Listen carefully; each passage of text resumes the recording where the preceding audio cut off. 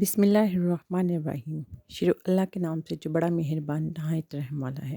السلام علیکم پیارے دوستوں، آئی ہوپ سو کہ آپ بالکل ٹھیک ٹھاک ہوں گے، خیریت سے ہوں گے۔ میری آپ سے ریکویسٹ ہے کہ میرے چینل کو سبسکرائب کریں، لائک کریں، شیئر کریں اور بیل آئیکن کا بٹن دبا دیں تاکہ ہر آنے والی ویڈیو آپ تک پہنچ سکے۔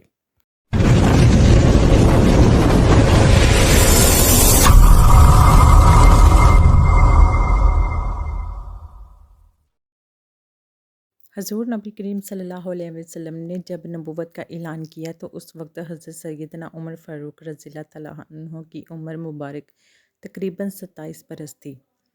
حضور نبی کریم صلی اللہ علیہ وآلہ وسلم نے جب توحید کی دعوت دی تو آپ رضی اللہ تعالیٰ عنہ کے ابتدا میں اسلام قبول کرنے سے انکار کر دیا۔ حضور نبی کریم صلی اللہ علیہ وسلم نے اللہ کے حضور دعا فرمائی، الہی عمر بن خطاب رضی اللہ تعالیٰ عنہ یا عمر بن حشام دونوں یا دونوں میں سے ایک کے ذریعے اسلام کی خدمت فرما۔ اللہ تعالیٰ نے حضور نبی کریم صلی اللہ علیہ وسلم کی دعا کو شرف قبولیت بخشی اور حضرت سیدنا عمر فاروق رضی اللہ تعالیٰ عنہ دائرہ اسلام میں داخل ہوئے۔ حضرت سیدنا عمر فاروق رضی اللہ تعالیٰ عنہ نے 40 مردوں اور 11 عورتوں کے بعد اسلام قبول کیا۔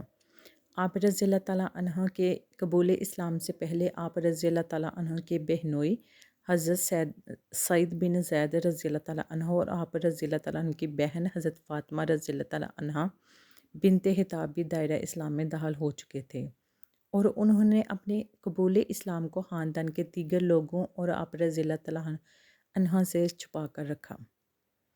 اسی طرح آپ رضی اللہ تعالیٰ عنہ کے خاندان کے ایک شخص حضرت نعیم بن عبداللہ رضی اللہ تعالیٰ عنہ بھی اسلام کر چکے تھے۔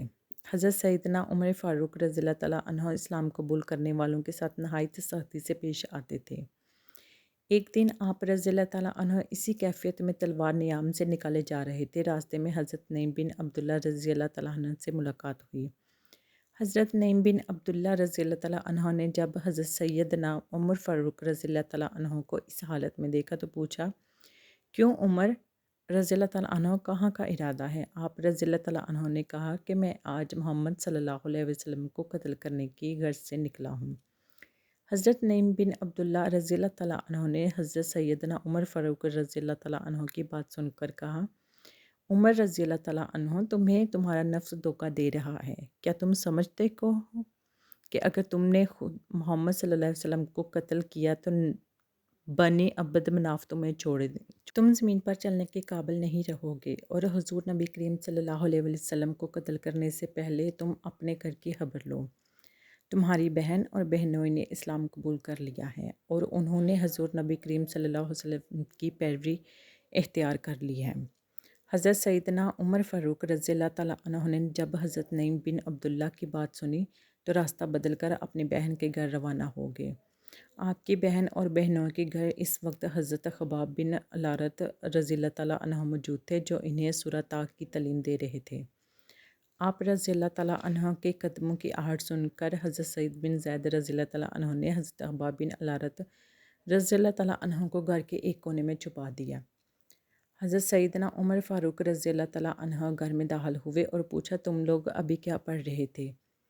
حضرت فاطمہ رضی اللہ تعالیٰ عنہ بنت خطاب نے کہا، کچھ بھی نہیں۔ آپ رضی اللہ تعالیٰ عنہ نے کہا، کیوں نہیں، میں نے خود اپنے کانوں سے تم دونوں کو کچھ پڑھتے سنا ہے اور مجھے یہ بھی معلوم ہو گیا ہے تم دونوں نے حضرت محمد صلی اللہ علیہ وسلم کے دین کی پیروی اختیار کر لی ہے۔ حضرت سیدنا عمر فاروق رضی اللہ تعالیٰ عنہ نے یہ کہتے ہی اپنے بہنوئی اور سعید بن زید رضی اللہ تعالیٰ عنہ کے منہ پر تماچا دے مارا۔ حضرت فاطمہ رضی اللہ تعالیٰ عنہ بنت خطاب شوہر کو بچانے کے لیے آگے بڑھی تو آپ نے ان کو دھکا دے مارا جس سے ان کا سر پھٹ گیا اور خون بہنا شروع ہو گیا۔ حضرت سعید بن زید رضی اللہ تعالیٰ عنہ نے آپ کے جلال کی پرواہ کیے بغیر، ہاں ہم نے اسلام قبول کر لیا ہے اور حضور نبی کریم صلی اللہ علیہ وسلم پر دل و جان سے ایمان لے آئے ہیں۔ حضرت سیدنا عمر فاروق رضی اللہ تعالیٰ عنہ نے حضرت سعید بن زید رضی اللہ تعالیٰ عنہ کا سخت لہجہ اور بہن کا بہتا ہوا خون دیکھا تو شرمندہ ہوئے اور کہنے لگے، اچھا مجھے بھی وہ صفحات دکھاؤ جو تم پڑھ رہے تھے، میں تمہیں وہ پڑھ کر واپس کر دوں گا۔ حضرت فاطمہ رضی اللہ تعالیٰ عنہ بنت خطاب نے کہا، ان صفحات کو کوئی ناپاک شخص نہیں چھو سکتا، اس کے لیے پہلے تمہیں غسل کرنا ہوگا۔ حضرت سیدنا عمر فاروق رضی اللہ تعالیٰ عنہ نے غسل کیا اور اپنی بہن اور بہنوئی سے ان اوراق کا مطالبہ کیا۔ حضرت فاطمہ رضی اللہ تعالیٰ عنہ بنت حداب نے خود سورۃ طٰ کی تلاوت شروع کی۔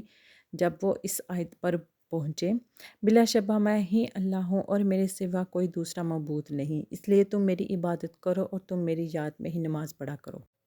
حضرت سیدنا عمر فاروق رضی اللہ تعالیٰ عنہ کی آنکھوں سے آنسو نکل گئے اور کہنے لگے کس قدر اچھا اور عظمت والا کلام ہے۔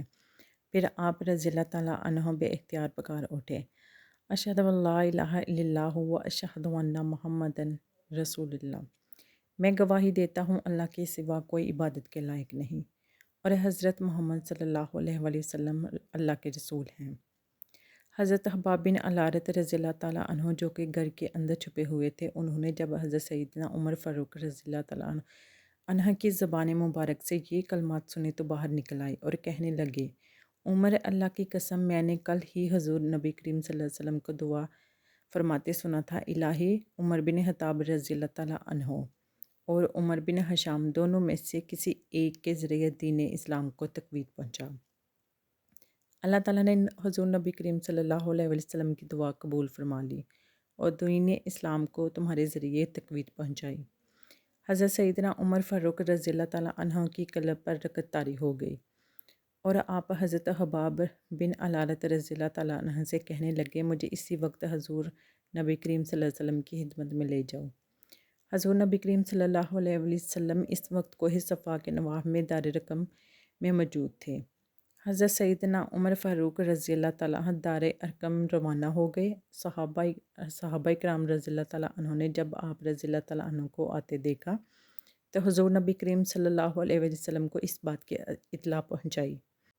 حضور نبی کریم صلی اللہ علیہ وسلم کے چچا حضرت سیدنا حمزہ رضی اللہ تعالیٰ عنہ جو کہ اس وقت حضور نبی کریم صلی اللہ علیہ وسلم کے پاس موجود تھے، انہوں نے جب آپ رضی اللہ تعالیٰ عنہ کے متعلق سنا تو فرمایا، عمر کو آنے دو، تو وہ اگر بلائی کے ارادے سے آیا ہے تو اس کے ساتھ بلائی ہی ہوگی، اگر وہ کسی برائی کے ارادے سے آیا ہے تو میں اس کا سر قلم کر دوں گا۔